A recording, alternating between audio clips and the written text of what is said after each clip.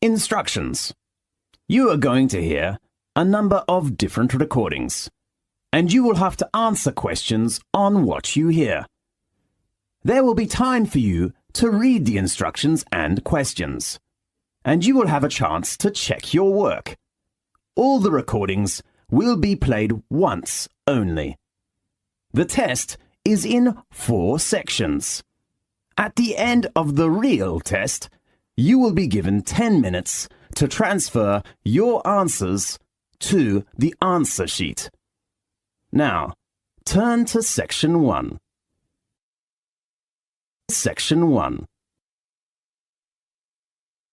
You will hear a conversation between a clerk and a tourist about a short trip. First, you have some time to look at questions 1 to 5.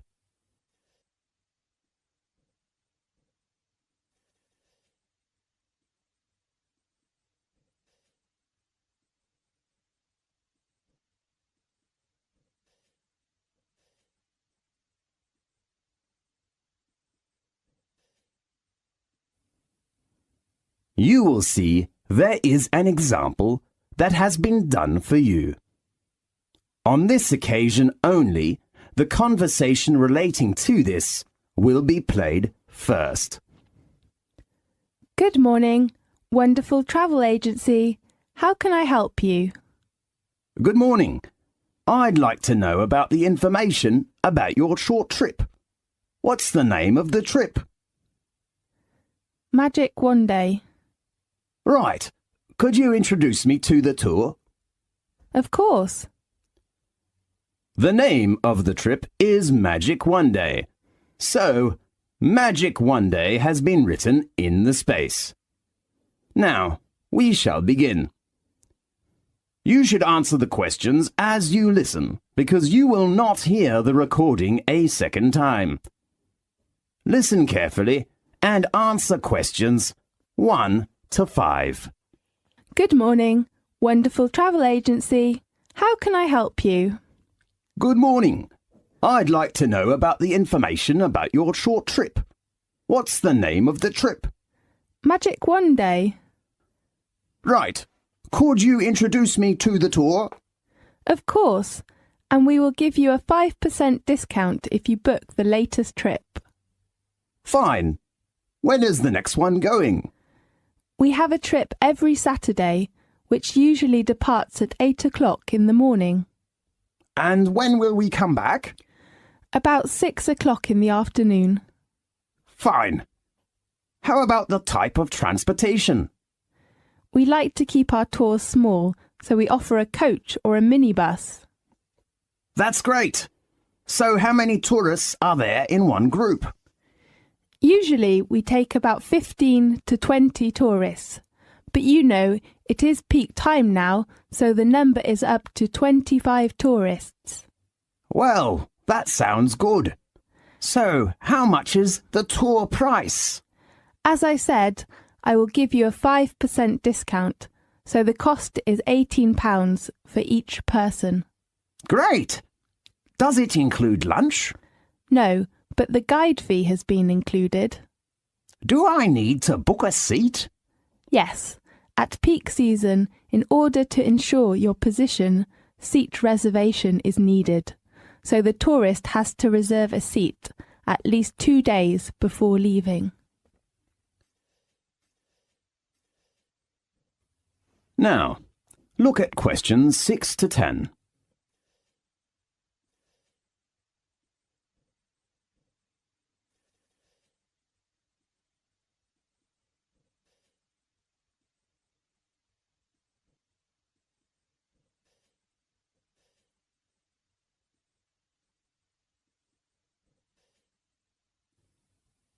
Now, listen to the tape and answer the questions 6 to 10. OK, and how about the deposit? You don't need to pay any fees in advance. Fine. How about payment? Cash or credit card? Because we collect money just before departing, the only payment we accept is cash. Fine. I see. That's okay. And let me confirm you with your customer reference number. Fine. That is FC864. Right, I'll write it down. How about other things do you want to know? Yes. I'd like to know what attractions we will visit during the tour. Well, let me check the time schedule. We will start at 8 o'clock and will arrive at Edinburgh about 10 o'clock. The first resort we will visit is Old Castles, the most famous Scottish castles. It is the home of the Scottish crown jewels, the oldest royal regalia in Britain. Well, may I take photos? Of course. I heard that the City Hall is a good place. Will we go there? The next tour does not include that place. OK. And then we will go on to St. Giles's Cathedral, with 1,000 years of history. It is renowned for its stained glass, regal organ and beautiful Thistle Chapel. Great. Is it near to the zoo? Yes. After lunch you will visit Royal Palace. It is a good place to know about royal family's life, but it has a rule with no photo. Right. But you can pick some souvenirs in the local handicraft shops close to the palace. Great. And about 4 o'clock we will get to the Seabird Centre. Do you mean the aquarium? No, they are different places. OK. Does it have an animal performance? Sure, you can appreciate the play of dolphin and sea lion. It sounds good. About 6 o'clock we will return. If you need other information, please read our tour booklet. Fine. Thank you very much. You're welcome. Goodbye. Goodbye. This is the end of section 1. You now have half a minute to check your answers.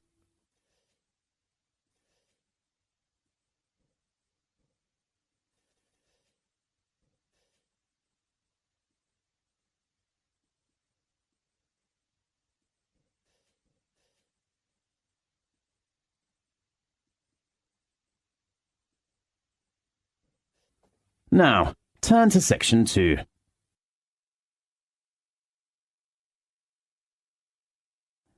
Section 2. You will hear a conversation between a doctor and a student. First, you have some time to look at questions 11 to 15.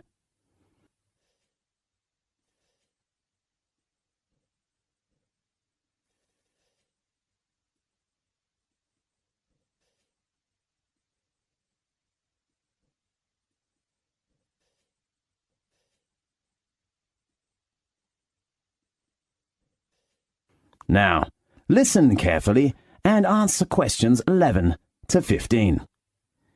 Good afternoon, Doctor. May I come in? Yes, come in. I'm a freshman in the university and I don't feel very good.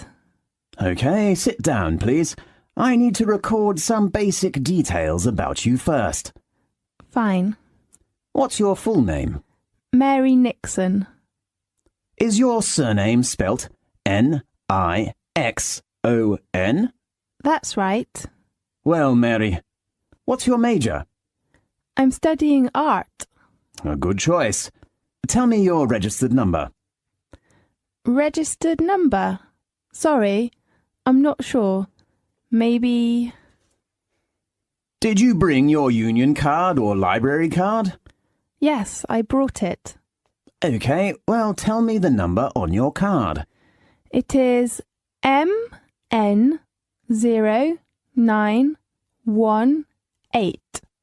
And your birthday? I was born on November 20th, 1987. Where are you from? I come from New York. Oh, we are from the same city. Really? Yes. Where do you live?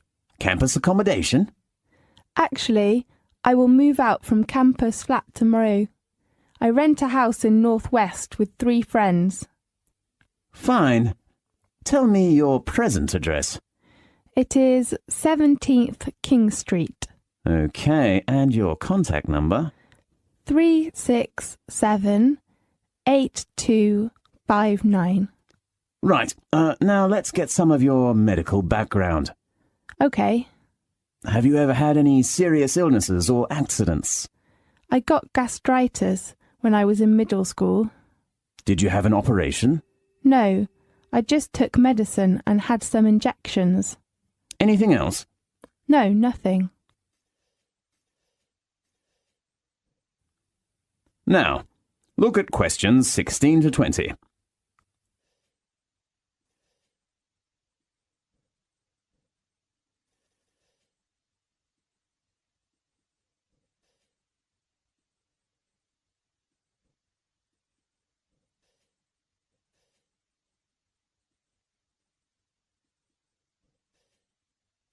Now listen to the tape and answer the questions 16 to 20. So, Mary, what's your trouble? Well, recently I've been having some trouble with my head and eyes and nose. Oh no. I think I've got a terrible flu. Maybe or maybe not. Describe your problem specifically. Okay.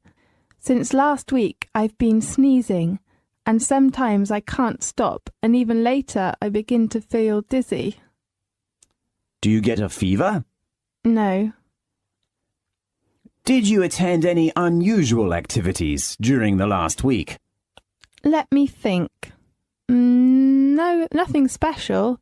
Yeah, I had camping last Monday. To where? Eastern Mountain.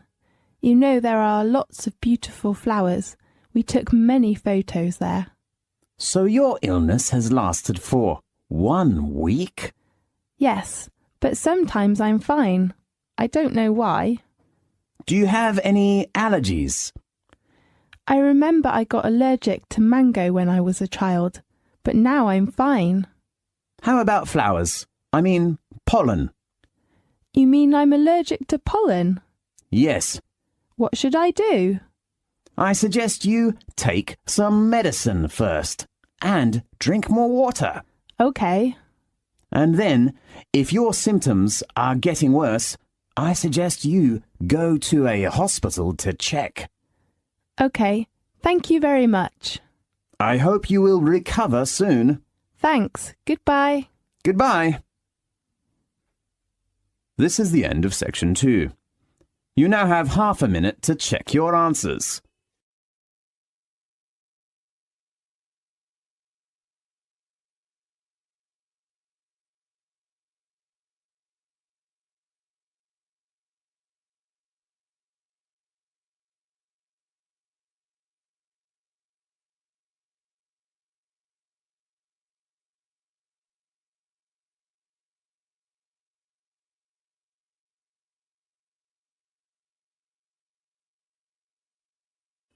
Now, turn to section 3.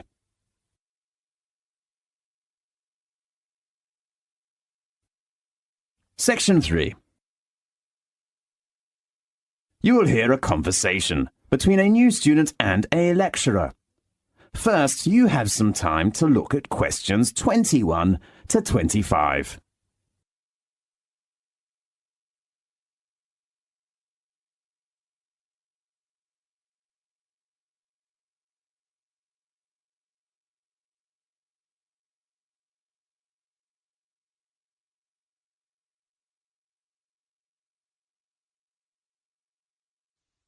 Now listen carefully and answer questions 21 to 25.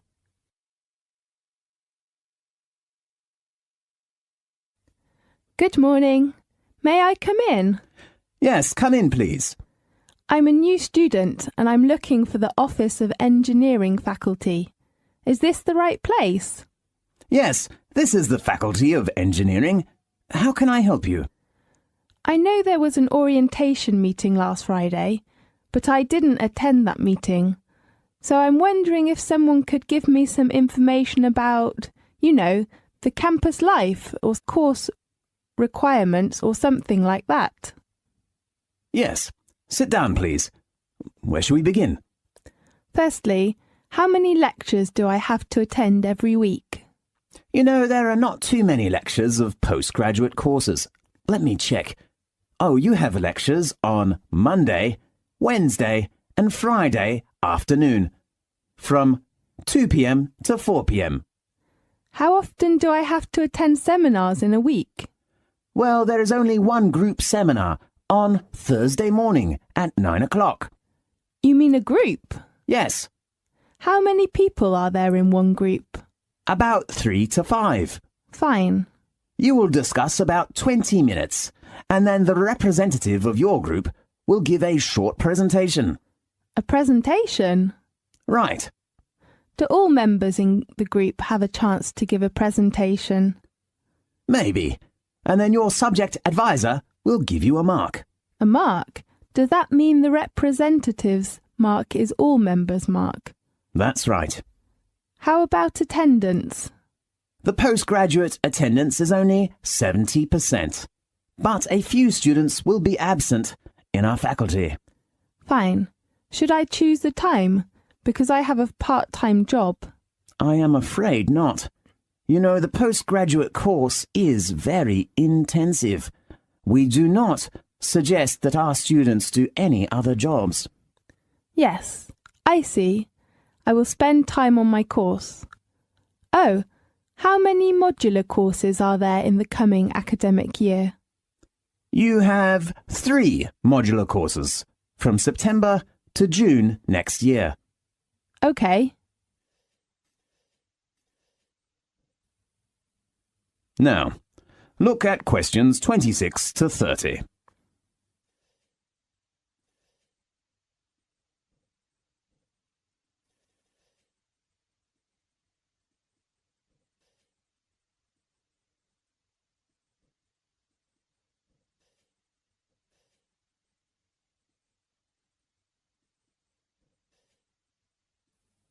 Now, listen carefully and answer questions 26 to 30.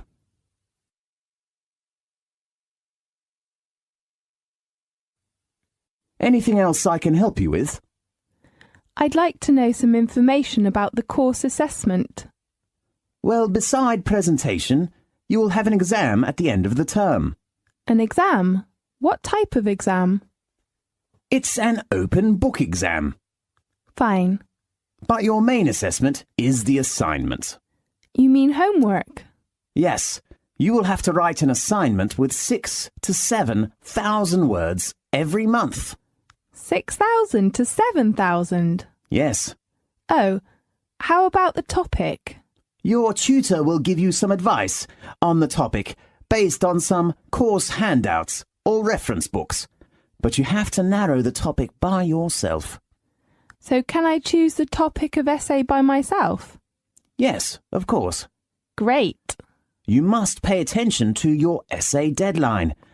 All assignment work must be handed in before the deadline your tutor gives you. When should I visit my tutor? You should check your tutor's name and contact number on our website. Fine. Do you have a library card? No, I have not applied for one. I think you should register for a library card first, because you need it when you borrow reference books from the library. Okay, I will apply for one tomorrow morning. Anything else? The last thing is, how can I get my username and password for our university's website? First, you should go to the computer center to register, and then they will give you a username and password. That's fine. Thanks for your introduction. You are welcome. See you later. See you. This is the end of section 3. You now have half a minute to check your answers.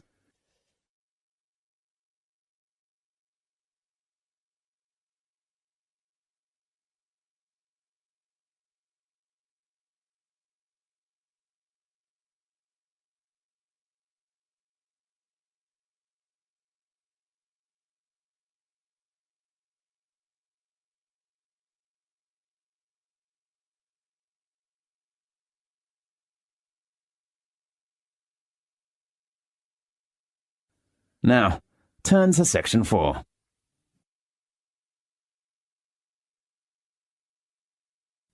Section 4.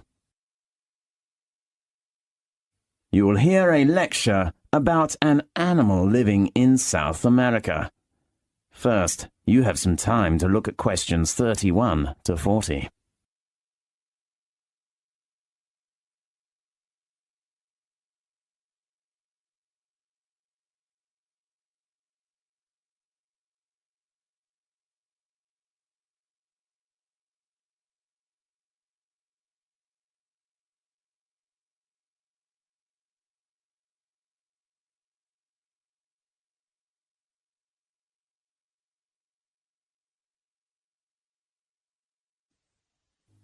Now listen carefully and answer questions 31 to 40.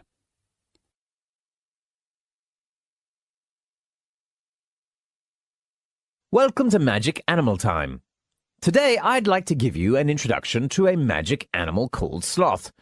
Native to Central and South American rainforests, the sloth is the slowest animal on Earth. It needs 12 seconds to finish one step, even slower than a tortoise. Algae grows on its brown furry back because of its inactive lifestyle. Even the fur of sloths is adapted to their lifestyle. Sloths usually hang upside down, so their stiff, wiry fur grows differently from the coats of most mammals. Horses' hair, for example, grows from the back, so rainwater will run off.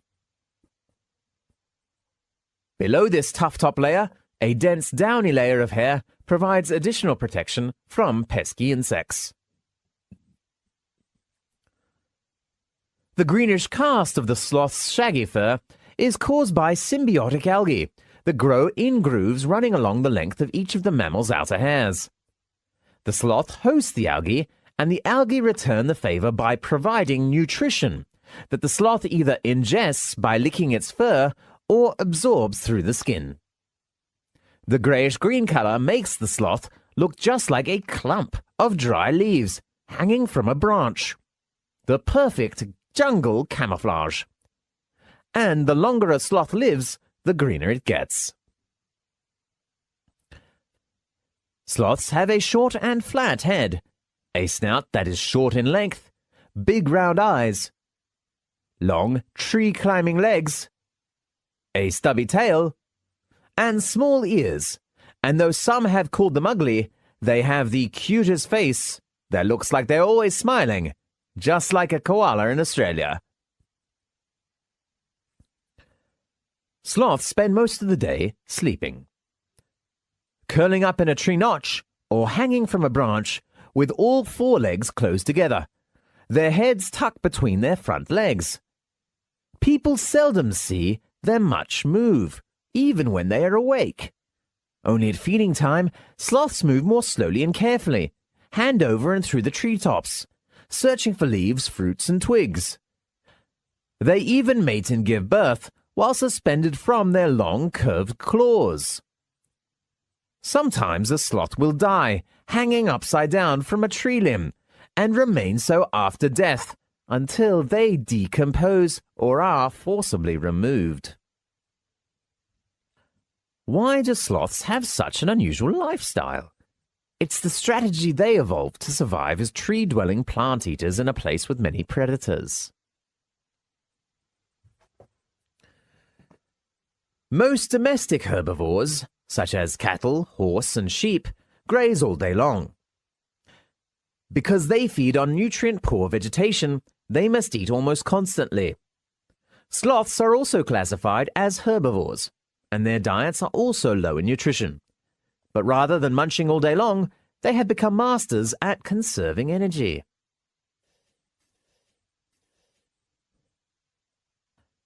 As any athlete knows, maintaining muscle requires large quantities of food energy, far more than a sloth's vegetarian diet can provide. Sloths are relatively inactive and usually spend most of their day hanging upside down, so they can get by with half as much muscle mass as similar-sized mammals. Hence, they don't need to eat too much.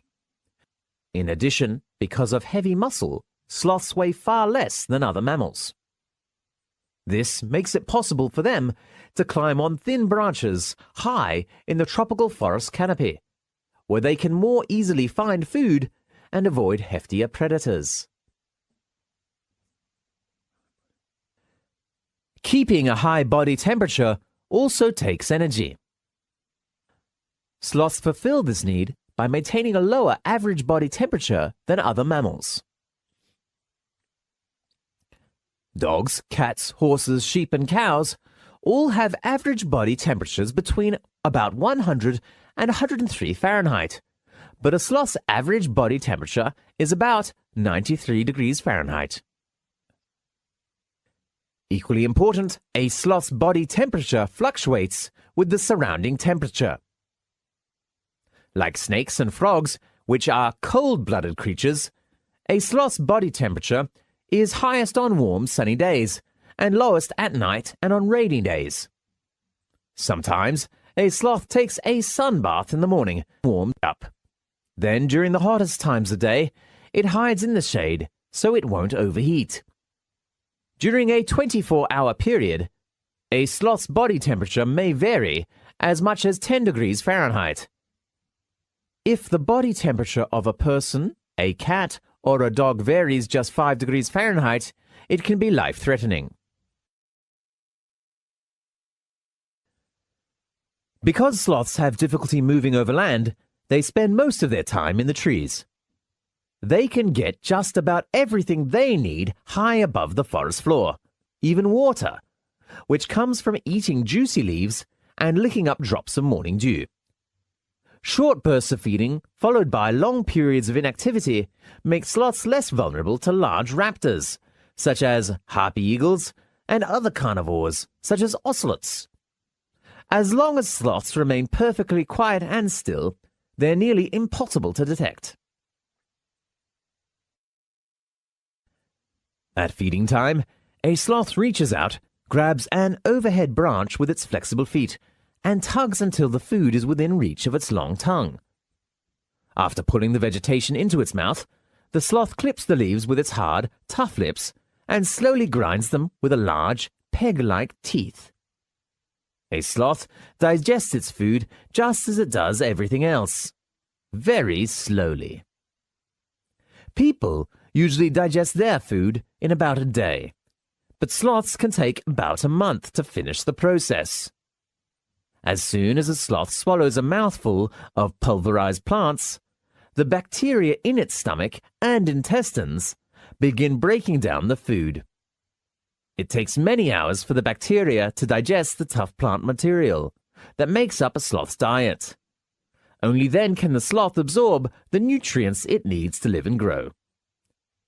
So, do you have a new understanding about the slow but not lazy animal? Next week, we will talk about... This is the end of section 4. You now have half a minute to check your answers.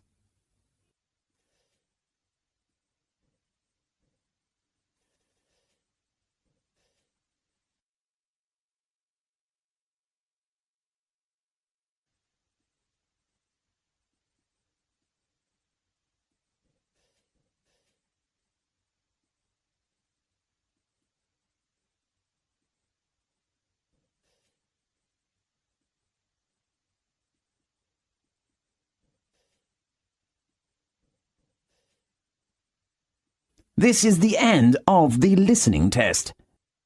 You now have 10 minutes to transfer your answers to the listening answer sheet.